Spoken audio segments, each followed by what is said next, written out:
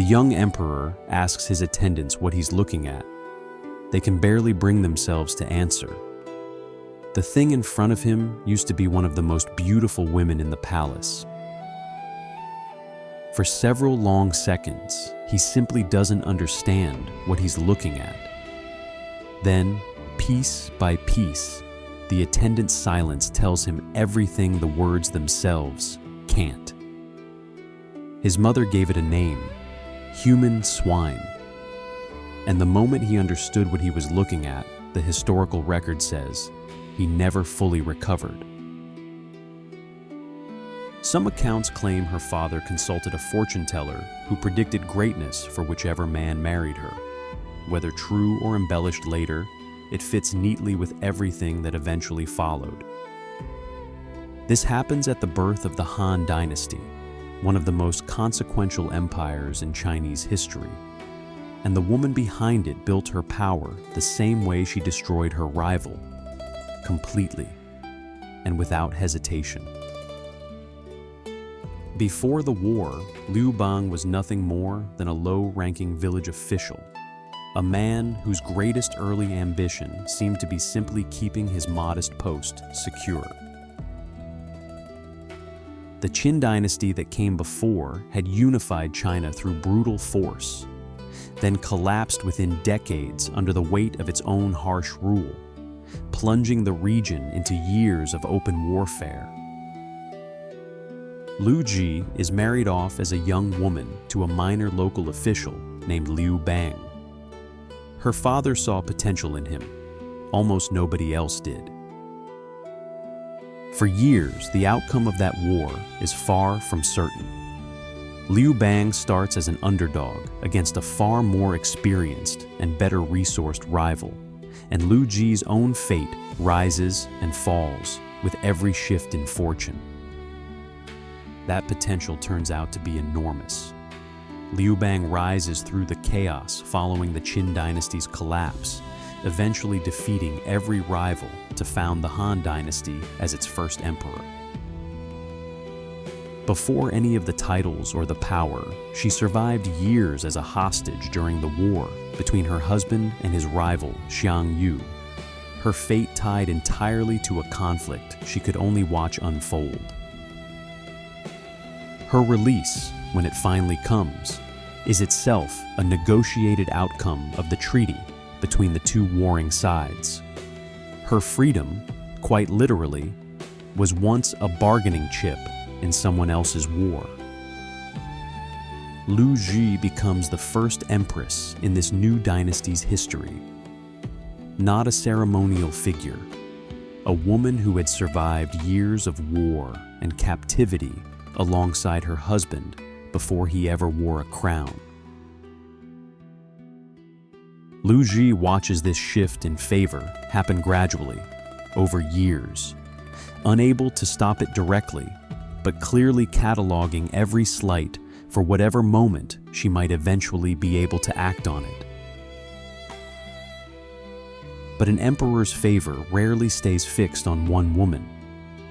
Consort Qi, younger and more captivating than the empress, becomes Liu Bang's clear favorite in his later years, and she gives him a son.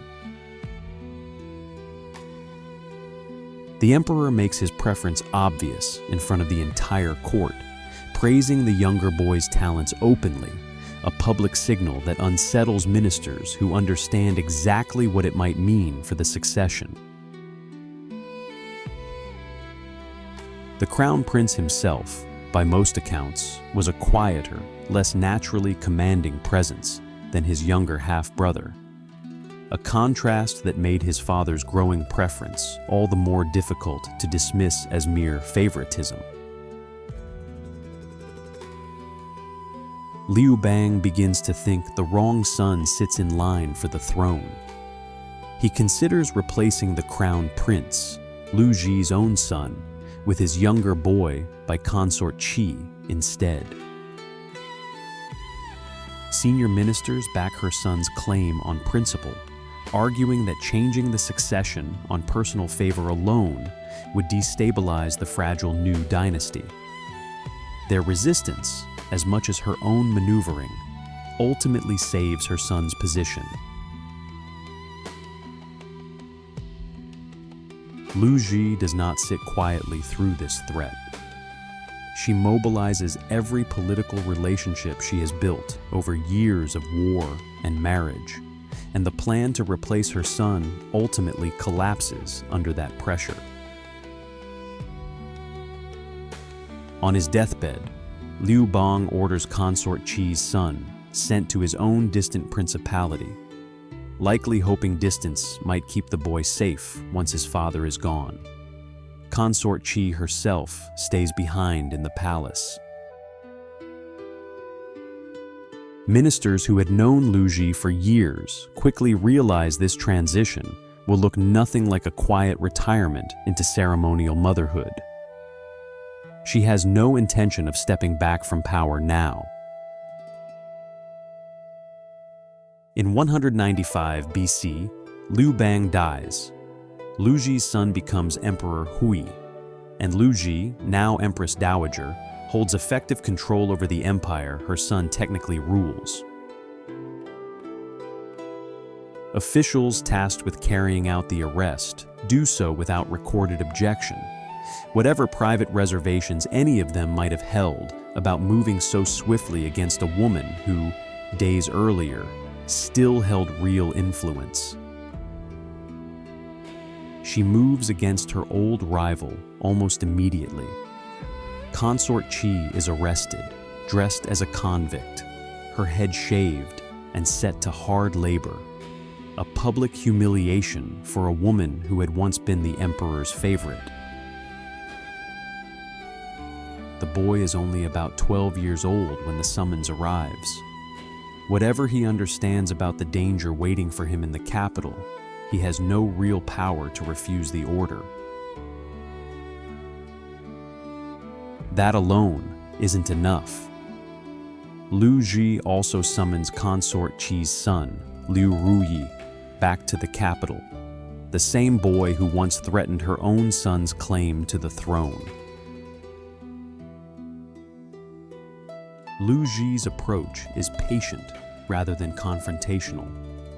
Remove the protector first, quietly, under a plausible reason, and the boy himself becomes far easier to summon without resistance.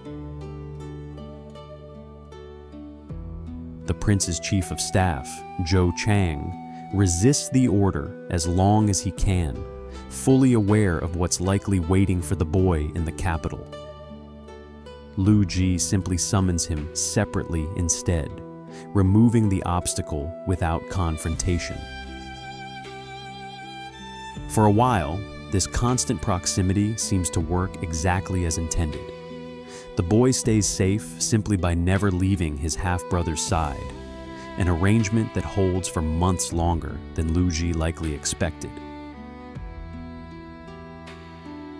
Emperor Hui, for his part, tries to protect his half-brother once the boy arrives, keeping him constantly at his own side, sensing exactly what his mother might be planning. For months, it works. Then, one early winter morning, the emperor leaves for a hunting trip. His young half-brother, unable to wake in time, is left behind alone in the palace. He returns that evening in good spirits, the hunt apparently successful, with no idea yet that the few hours away from his half-brother's side had been exactly the window his mother needed. It's the only gap Lü Zhi needs. An assassin forces poison down the boy's throat while the emperor is away. By the time Hui returns, his half-brother is already dead. With the boy gone, Lü Zhi turns her full attention to his mother.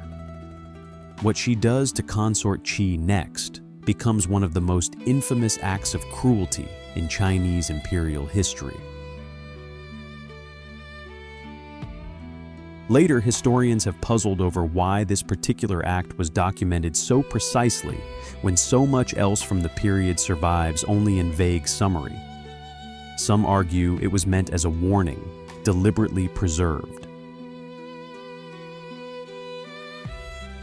Whatever reluctance individual officials may have privately felt, none is recorded as refusing to carry out the order. A telling detail about exactly how absolute her authority had already become by this point. The historical record describes it in specific, deliberate detail, unusual for punishments of this era, which suggests just how significant this act was considered, even by the standards of its own brutal century.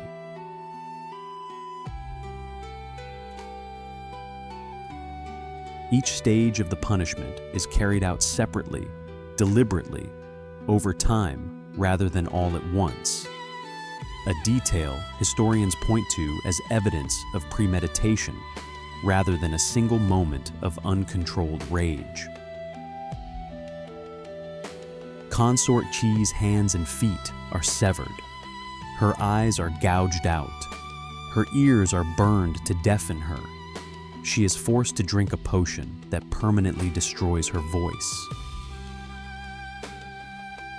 What remains of her is placed in a latrine, left to survive however long her body holds out.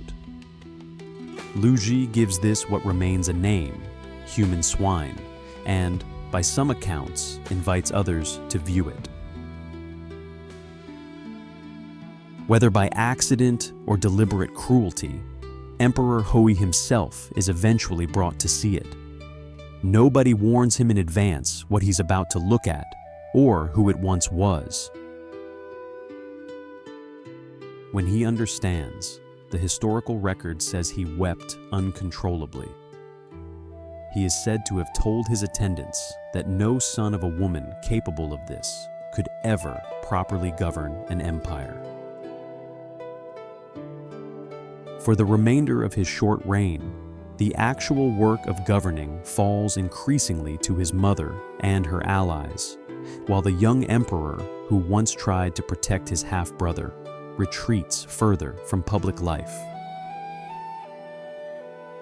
He falls seriously ill afterward, unable to rise from bed for over a year.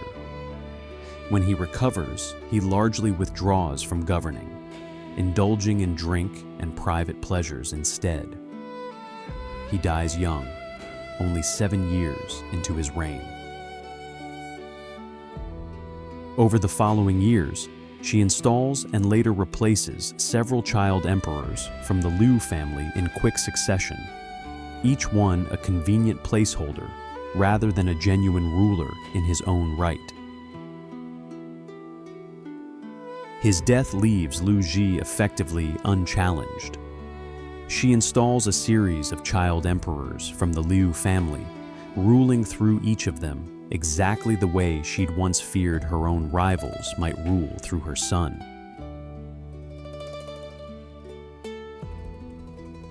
The tax reductions aren't symbolic either. Multiple years of records show measurable relief for ordinary farming households, a policy choice that costs the Treasury real revenue in exchange for genuine public stability. We still don't know how much of her later reputation is fact, and how much is moral framing added by historians writing generations after her death, eager to make an example of a woman who'd held absolute power.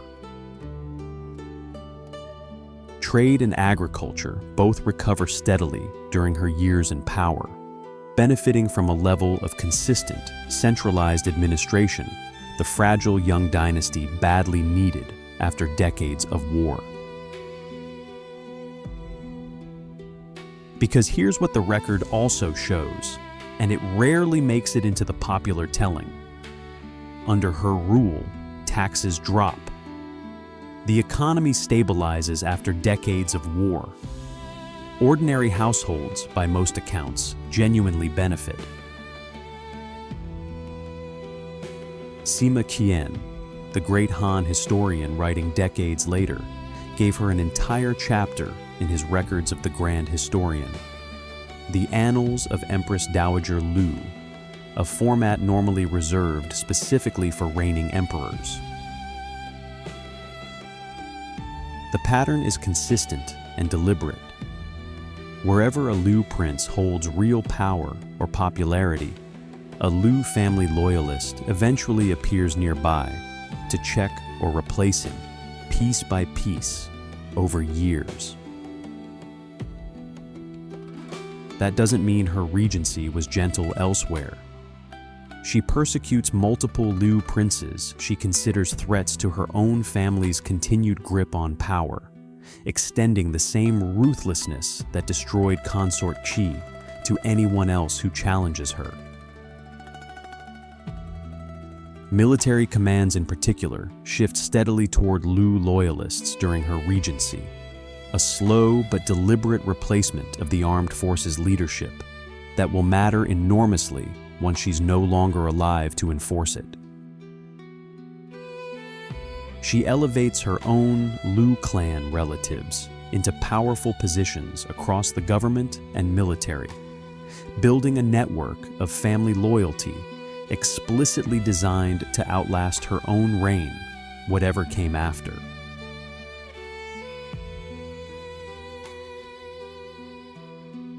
In 180 BC, Lü Zhi dies, and almost immediately, everything she spent years building begins to unravel with startling speed.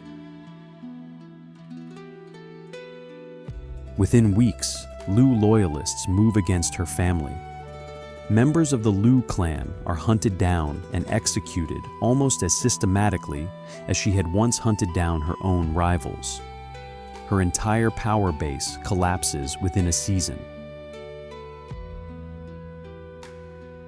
What survives her, oddly, is both things at once. The woman remembered for one of the cruelest acts in Chinese imperial history, and the ruler credited by the same historians with genuinely stabilizing a fragile new dynasty. Modern historians increasingly treat her the way they've begun treating other ruthless founding-era rulers across world history, neither excusing the cruelty nor erasing the genuine competence that came with it.